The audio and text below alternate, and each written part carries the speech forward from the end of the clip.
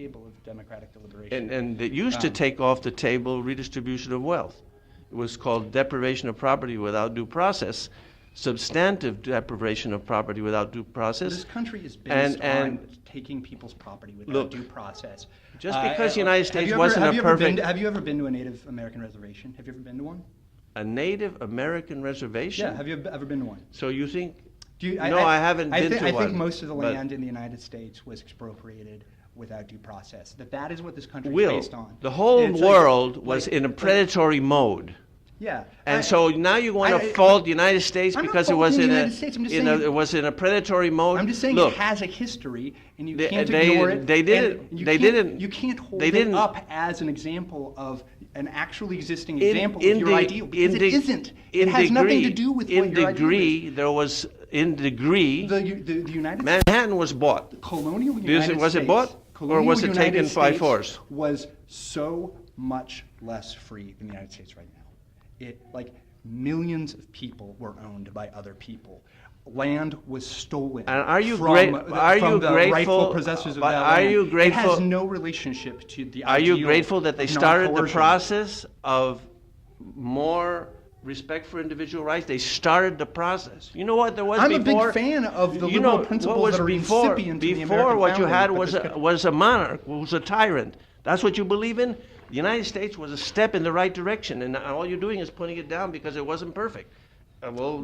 Which country abolished slavery first? The English or the Americans?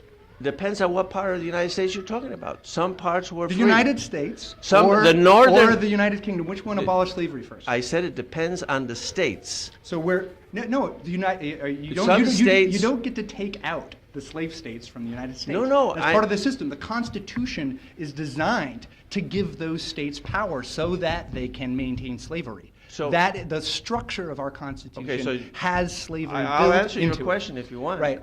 The northern states got rid of slavery, some of them before England, and England got rid of slavery before some of the northern states and all of the southern states. Answered your question? Okay. Yeah. Okay. Yeah. So what I'm saying is that the country that the United States rebelled against was worse. No, that happened later. When we rebelled against England, King George, it was absolute tyranny, and it was the English who brought the slaves here. It was the English who brought the slaves here. Yeah, 'cause it's an English colony. Yeah, right. And so they're the ones. It was comparatively more free. But I'm just saying it's not clear that the English loyalists who moved to Canada were not on the side of freedom relative to the Americans who fought the Revolution. But you want to quibble about history, and you're the one who keeps bringing it up as an example of your ideal. You asked me for an example. I gave it to you. We need to wrap it up. I need to go get a break. I just want to know what it is that we disagree on. Do you agree that all laws, governmental laws and orders are backed up by physical force and therefore essentially forceful? I think we or not. You agree with that or not? I think what we disagree on is the legitimacy of state power. No, we disagree on a principle of initiating force. You're in favor of initiating force wholesale. No, because I'm you not say it produces better results. What I'm saying and when somebody confronts you with the immorality of the principle that you're espousing, you say, well, I don't care about rationalistic ideas and in the air. I care about results. I'm saying the principle is that that political coercion that's constrained by the right kinds of political institutions is justified and produces good results. Otherwise, it's not. And I think where we disagree is that you don't think political authority and political coercion can be justified by existing within a certain kind of constrained constitutional structure.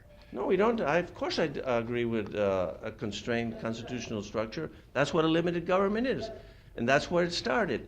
This is what you seem to not grasp. The United States got its foot in the door of respecting the individual rights. It got its foot in the door by taking people's property. No, it got its foot in the door by respecting taking people's property. By respecting by colonizing other people's land. By respecting a large group of people's rights, not everybody's, but The Romans also did that to some extent. Okay, brother. And so they also got their foot in the door. Yeah, So- I gotta go. okay, So, but- thanks for the interview. It was fun.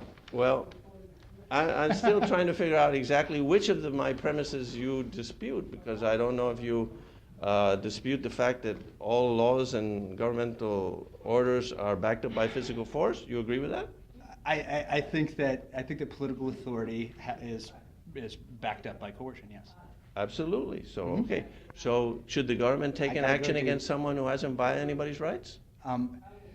It depends on whether that action has been mediated by all of the institutions that constrain. Okay, so sometimes political yes and coercion. sometimes no. Is that Yeah, your so- view? so I'm that's saying that- why you believe in the initiation of physical force, because you